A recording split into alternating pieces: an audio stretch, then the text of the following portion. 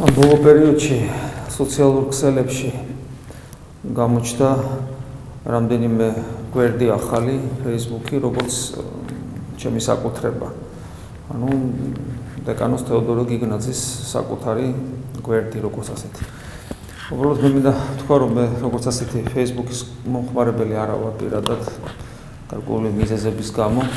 არის ერთადერთი Facebook-ის ერთადერთი გვერდი, რომელიც სამართლიანად უკავშირდება ჩემს სახელს, ეს გვერდი გაკეთებულია ჩემი მრევლის და სულიერი შვილების მიერ, რომელსაც მისიონერული დატვირთვა აქვს, მაგრამ კარგად ჩანს, რომ ის გვერდი არ არის ჩემი, არამედ უბრალოდ სახელი ქვია ჩემი.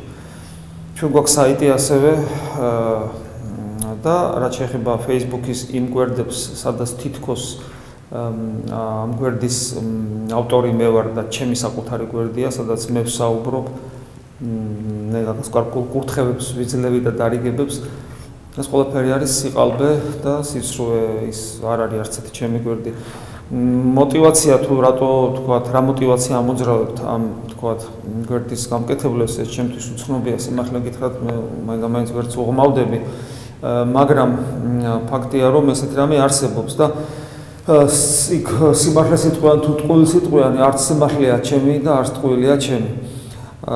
ასე რომ ყველას ვთხოვ, რომ სადაც ნახავენ, რომ არსებობს მამა თეოდორას Facebook-ი, სადაც იგი საუბრობს და რჩევებს იძლევა და მასთან შესაძლებელია დიალოგი, ის არ არის ჩემი.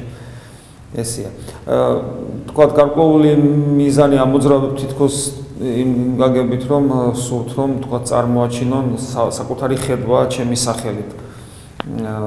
ესეც რა თქმა უნდა, თუნდაც ეს სიმართლე იყოს, ესეც არ არის სწორი. მე გაგახსენებ სახარებაში რამდენიმე ადგილს, როცა უფალი და შემდგომ პავლე მოციქულიც გვაძლევს იგივე მაგალითს, როდესაც ბოროტის სულით შეპყრობილი ადამიანები, თქვათ, ანუ დემონები, ასე ვთქვათ, ადამიანთა პირით აღიარებდნენ იესოს წეღმერთად, ხოლო პავლე მოციქულს ღვთის ნამდვილ მოწაფედ, ანუ სიმართლეს ამბობდნენ, ამის თქვა მინდა, მაგრამ მათგან სიმართლე მიღებული არ იყო.